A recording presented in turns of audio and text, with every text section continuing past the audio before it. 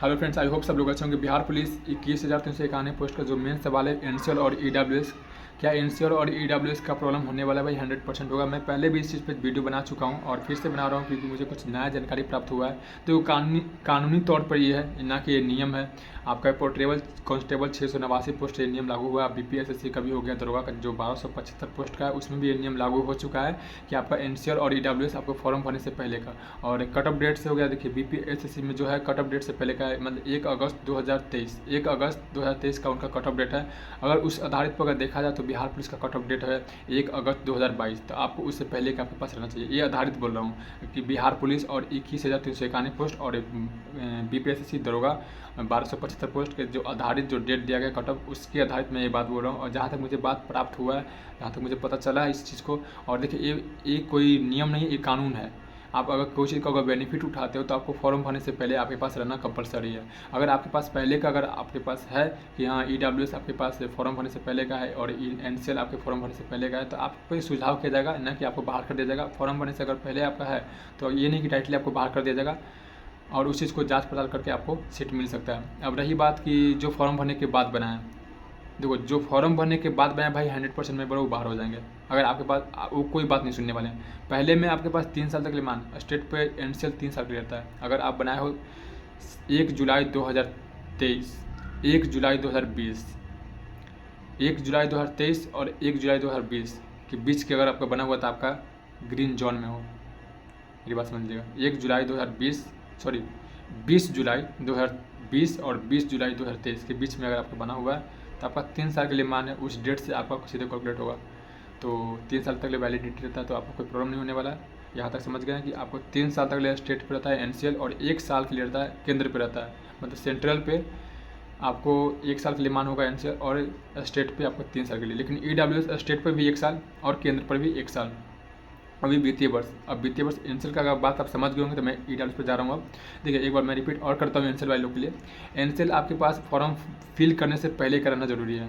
अब रही बात कट ऑफ डेट, तो उस डेट में आपके पास ये नहीं कि आपको बाहर कर दिया जाएगा, आपको कुछ एक फॉर्म अटेस्ट करने के लिए देते हैं। अब आगे आयोग पे डिपेंड करता है। और हाँ, मैं लास्ट में एक और बात बोलूँगा जो कि वो आप मिस्टेक मत कीजिए ताकि आपका ज़िंदगी बर्बाद हो जाए। मैं लास्ट में बात बोलूँगा। अब ईडब्ल्यूएस आ गया। ईडब्ल्यूएस का प्रॉब्लम देखिए, ईडब्ल्यूएस अगर कट ऑफ डेट देखा जाए तो 1 अगस्त 2022 दिया गया है। तो आपको तो 2022 का अगर आपके पास अगर है ईडब्ल्यूएस 1 अप्रैल 2022 और 31 मार्च 2023 के बीच के बना हुआ है आपके पास ईडब्ल्यूएस, तो आप सेफ जोन में हो। 1 अप्रैल 2022 और 31 मार्च 2023 के बीच के बना हुआ है तो आप सेफ जोन में हो। और 1 अप्रैल 2023 और 31 मार्च 2024 के पहले के बना हुआ है तो वो आयोग पर डिपेंड है, वो किस तरह से मांग रहे हैं। देखो अगर आप ये नहीं कोई बोल सकता है ना कि हम फॉर्म भरने से पहले या फॉर्म भरने, ईडब्ल्यूएस है कि आप कभी भी आप साल भर के बीच के अंतराल में कभी बनाते हो तो आपको बिफोर ईयर का ही आपका कहने मतलब जो आपका जो इनकम है उसी आधारित पे आपका बनाया जाता है। तो ये गलतफहमी मत रहिएगा कि हमको कोई बोला है कि आपका फॉर्म भरने से पहले का अगर मांगा जाएगा, अगर 2023 का ईडब्ल्यूएस आपका 2024 में जो आप बनाए हो 31 मार्च से पहले, 31 मार्च से पहले तो आपको मान होगा। वो कानूनी तौर पे नियम ये आर्टिकल 102 में है। और कानून देखो ये जो नियम जो लागू हुआ है, ये नियम लागू नहीं, एक कानून लागू हुआ है। ये सुप्रीम कोर्ट से फैसला आया था कि जो आरक्षण कोटि से जो लाभ उठा रहे हैं उनके पास ये चीज़ अवेलेबल रहना चाहिए कि हाँ वो कास्ट से बिलोंग कर रहे हैं। तो ये चीज़ को लागू किया गया है, ना कि नियम है, अपने मन से नहीं, ये सरकार के मन से नहीं, ये सुप्रीम कोर्ट से मन से लागू हुआ है। ये संवैधानिक तौर पे है, ये सही चीज़ भी है कि जो चीज़ को लाभ जो उठा रहे हो क्या उनके पास वो अवेलेबल। बहुत लोग थे क्या कि फॉर्म पहले नियम था कि रिजल्ट हुआ उसके बाद बनाया और फिजिकल हुआ तो जमा किया, हो गया नौकरी। अब वो नियम नहीं है, अब वो नियम बदल चुका है। अब आपका वो नियम लागू हो चुका है जो कि आपका पहले लागू हो जाना चाहिए था। अब रही बात कि अब देखो यहाँ तक समझ गए एनसीएल और ईडब्ल्यूएस कि एनसीएल आपके पास फॉर्म भरने से पहले और कट ऑफ डेट ध्यान दीजिएगा। एनसीएल वाले लोग के लिए फॉर्म भरने से पहले अगर आपके पास है तो दिक्कत नहीं होगा। और ईडब्ल्यूएस वाले को अगर 2023 का देखिए 1 अप्रैल 2022 और 31 मार्च 2023 के बीच के बना हुआ तो आप टोटली 100% मैं बोल रहा हूँ आप सेफ हो, आपका मेरिट बनेगा। अगर आपका रिजल्ट हुआ तो, आप फिजिकल हुआ तो आपका मेरिट कंफर्म बनेगा। और 1 अप्रैल 2023 और 31 मार्च 2024 के बीच के बना हुआ है तो वो आपका जो आपका आयोग है सीएसबीसी के जो आयोग जो चेयरमैन है उनके ऊपर डिपेंड करता है वो किस आधारित पर मांग रहे हैं, क्योंकि सारा कानून वही लागू करते हैं अपना। जो भी अगर होता है नियम वो चाहेंगे, देखो ये चीज़ को सुधार के ये फंडामेंटल में दिया गया है, मतलब कानूनी तरफ से कि ये राजस्व सरकार मतलब अपना खुद ये सुधार कर सकते हैं, अगर बीच में वो सुधार कर सकते हैं। तो इस चीज़ पे देखिए, अगर कोई बोलता है कि भाई इस चीज़ को लागू किया है, ये नियम अति है, अचानक आया गया है, किसी के जोश और हवास में आके गलतफहमी में ये मत फंस जाइएगा कि हम जाके धावा बोलेंगे, वहाँ पे आवाज़ उठाएंगे, ये करेंगे वो करेंगे, वहाँ पर 10 चप्पल मारेगा, भगा दिया जाएगा आपको। क्योंकि वो जो नियम जो है एक कानून है। हम जो सवाल है, जो मेन मुद्दा है एनसीआर और ईडब्ल्यूएस का, जो वहाँ पे किए, तो बोले यही बात कि भाई इंटर आप पास नहीं किए हो तो आप फॉर्म कैसे फिल कर सकते हो, जब आप उस चीज़ में आप जिस कोटि को आप अप्लाई किए उस कोटि में आपके पास सर्टिफिकेट नहीं है। देखो इंसान सब एक होता है, लेकिन उसका पहचान बनाने के लिए अपना सर्टिफिकेट से बनाते हैं कि हम जनरल में हैं, हम ईडब्ल्यूएस में हैं, हम SC ST में आते हैं, हम BC1 BC2 में आते हैं।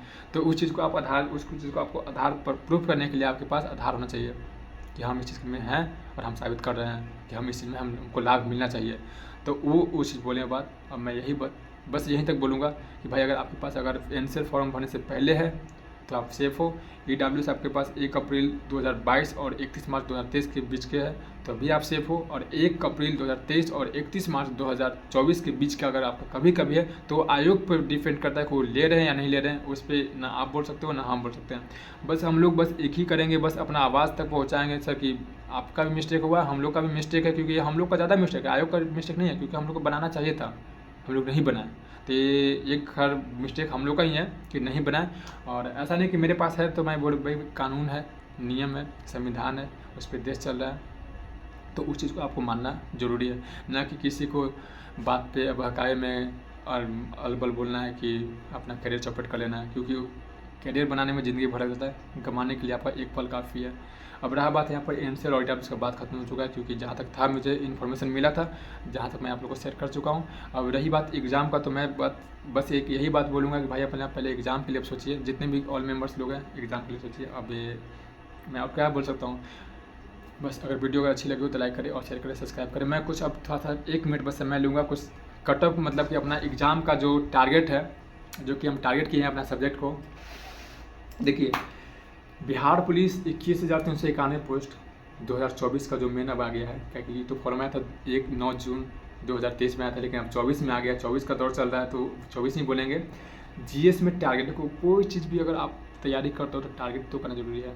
मेरे पास देखो बुक है, अब बहुत लोग बनते हैं कि मतलब बुक कैसे, देखो एक ये बुक से पढ़ता हूँ सार संग्रह, उसके बाद एक ये है जो कि इनका सेट और मटेरियल याद करता हूँ।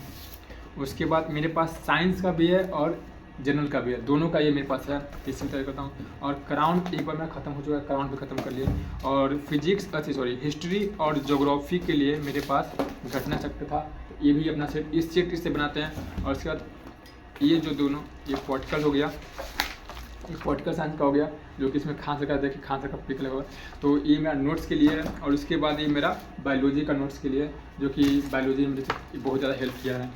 तो अब रही बात नंबर के बेसिस का कि हम देखिए मैं अपना टारगेट किया हूँ, और टारगेट नहीं कंफर्म नंबर किया हूँ कि मुझे इसमें गलत नहीं करना है। बायोलॉजी का क्वेश्चन से 10 आता है, आप लोगों को पता भी होगा, तो उसमें से हमको 8 नंबर कंफर्म लाना है। फिजिक्स का आता है 8 से 9, तो हमको उसमें 6 नंबर कंफर्म लाना है। देखिए मेरा टारगेट, मैं डायरेक्टली नंबर बोल रहा हूँ, अपना जो टारगेट किए हैं वो नंबर बोल रहा हूँ। मुझे बायोलॉजी में 8 नंबर लाना है, फिजिक्स में 6 नंबर लाना है, केमिस्ट्री में 5 नंबर लाना है। साइंस में 30 में से 30 या 28 नंबर क्वेश्चन पूछता है, जिसमें से हमको 19 नंबर 100% कन्फर्म लाना है, 19 नंबर लाना ही लाना है।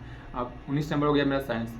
जनरल नॉलेज, पॉलिटिकल साइंस में 10 से 11 क्वेश्चन आता है, जिसमें से हमको 8 क्वेश्चन कन्फर्म लाना है। और हिस्ट्री ज्योग्राफी, हिस्ट्री से 5 या ज्योग्राफी से 5 या हिस्ट्री से 6 या ज्योग्राफी से 6, मुझे ऐसे ही इसका रेशियो रखना है। तो हिस्ट्री ज्योग्राफी पॉलिटिक्स मिला के 19, और उसके बाद इकोनॉमिक्स से मुझे 2 नंबर लाना है। इकोनॉमिक्स से 4 से 3 क्वेश्चन पूछता है, तो उसमें से हमको 2 नंबर इकोनॉमिक्स लाना है। उसके बाद स्टैटिक जीके बिहार हो गया, स्टैटिक जीके मतलब बिहार रिलेटेड क्वेश्चन, उसमें से हमको 4 क्वेश्चन सही करना है। उसके बाद हमको करंट अफेयर्स 4 से 3 क्वेश्चन पूछता है, तो हमको 3 क्वेश्चन तो कंफर्म करना है करंट अफेयर्स में। अब ये बात मैथ का, टोटल मिला के मेरा जनरल अवेयर्स में हो गया 28 नंबर, 40 में से हमको 28 नंबर जनरल अवेयर्स में लाना है। मैथ हो गया, मैथ में मुझे 7 नंबर लाना है, 10 क्वेश्चन कन्फर्म मैं बहुत बोल रहा हूँ, 3 क्वेश्चन ड्रॉप करें इसलिए ताकि कोई उस टाइम में क्या पता कुछ डिफिकल्ट पूछ दे तो नहीं बढ़ पाए, तो मैं 7 में 3 नंबर काट के चल रहा हूँ कि 10 क्वेश्चन पूछता है मैथ का, लेकिन हमको 7 नंबर कन्फर्म लाना ही तो लाना है। रीजनिंग 5 में से 5 लाना है, रीजनिंग 5 में से 5 लाना है मुझे। रीजनिंग और मैथ मिलाकर हमको 12 क्वेश्चन लाना है। उसके बाद हिंदी और इंग्लिश, देखिए हिंदी 7 या 8 पूछता है, या इंग्लिश 7 या 8 पूछता है, तो हमको हिंदी में 6 नंबर लाना है और इंग्लिश में हमको 5 नंबर लाना है। इंग्लिश में 5 नंबर और हिंदी में 6, टोटल 11 नंबर। अब अगर हम सबको जोड़ते हैं 19 नंबर मेरा साइंस में लाना चाहिए जो टारगेट के अनुसार, और जनरल अवेयर्स में मुझे 28 नंबर, और उसके बाद मैथ और रीजनिंग 12 नंबर, और उसके बाद हिंदी और इंग्लिश 11 नंबर। हम टोटल नंबर अगर ऐड करते हैं तो मेरा 70 नंबर आ रहा है। तो भाई आप लोग बताइएगा 70 नंबर में क्या रिजल्ट होगा या नहीं होगा। अगर आप इस तरह से अगर टारगेट करते हो कि मुझे भी अगर इस सब्जेक्ट में, देखो ऐसा नहीं कि अनिकेत का कोई सब्जेक्ट वीक है या कोई सब्जेक्ट स्ट्रॉन्ग है, मैं सब सब्जेक्ट को अपना एवरेज बना लिया हूँ। और ऐसा नहीं कि मुझे सेट जब मारते हैं तो हमको कोई सब्जेक्ट में फंसते तो हम सब में फंसते हैं, नहीं फंसते तो हम किसी में नहीं फंसते, और फंसते तो हम सब क्वेश्चन में नहीं फंसते। मैं अपना फैक्ट बोल रहा हूँ, हम सब क्वेश्चन में नहीं फंसते हैं, नहीं हम सब क्वेश्चन में मतलब कर पाते हैं। लेकिन हाँ, इतना उम्मीद है मुझे, जितना भी सेट दिया हूँ होपफुली सब अच्छा गया मेरा, और आगे भी उम्मीद करते हैं कि मेरा एग्ज़ाम अच्छा ही जाए। और भगवान से बस दुआ करते हैं कि मेरा बस इस बार अपने बल पे फ्री में नौकरी करना है मुझे। और टारगेट 70 नंबर का मेरा है, 70 से 75 या 80 नंबर के बीच में रखेंगे। 70 से 80 नंबर का मेरा टारगेट है कि हमको 70 से 80 नंबर के बीच में स्कोर करना है, और मैं 100% अपना जान लगा दूंगा, और मुझे 80 नंबर और 70 नंबर के बीच में स्कोर रखना है। अगर वीडियो को अच्छी लगी हो, इन्फॉर्मेटिव लगी हो, तो आप लोग मेरा चैनल सब्सक्राइब कीजिएगा। और हाँ, मेरा एक टेलीग्राम चैनल है, उसमें मैं अपना डेली सेट प्रैक्टिस और जो भी लाइव क्लास मेरा जो PDF मिलता है मैं वो भी प्रोवाइड करता हूँ। तो फ्री में आप लोग को सब कुछ मिल जाएगा। लाइव क्लास, स्टडी मोड का जो मेरा लाइव क्लास होता है वो भी मैं आपको फ्री में प्रोवाइड करता हूँ, तो आप लोग भी देख सकते। देखिए आप लोगों को फ्री में मटेरियल मिलेगा और क्या चाहिए। और रही बात नोट्स का, तो मैं एक नोट्स तैयार कर रहा हूँ, अपना लिखित नोट्स तैयार कर रहा हूँ, जो कि मैं 100/100 क्वेश्चन तैयार कर रहा हूँ, 100 क्वेश्चन का हर सब्जेक्ट से। मेरा टारगेट है कि हम एग्ज़ाम से पहले, एग्ज़ाम से 30 दिन पहले, मतलब 1 महीना पहले, मेरा एग्ज़ाम स्टार्ट होने वाला 7 अगस्त से, और मुझे 25 या 20 जुलाई से पहले मुझे 4200-4500 क्वेश्चन मुझे सेट करना है। और उम्मीद करते हैं कि जो 4200 क्वेश्चन जो सेट करेंगे, 4000 करीब में क्वेश्चन जो सेट करेंगे, वही क्वेश्चन में से मेरा क्वेश्चन फंसे। क्योंकि जनरल अवेयर्स और जनरल साइंस क्वेश्चन फंसता है, ना कि उसको ना टॉपिक देता है। जनरल अवेयर्स और जनरल साइंस, जिनका सब्जेक्ट वीक है वो अपना टारगेट करे जनरल अवेयर्स और जनरल साइंस को याद करने की कोशिश कीजिएगा, ताकि आपका एग्जाम में वो क्वेश्चन आए और फंसे और अपना एग्जाम क्वालिफाई कर लो। भाई देखो कटअप का रहा बात, तो कटअप तो खैर 55 से 60 के बीच में ही रहने वाला है।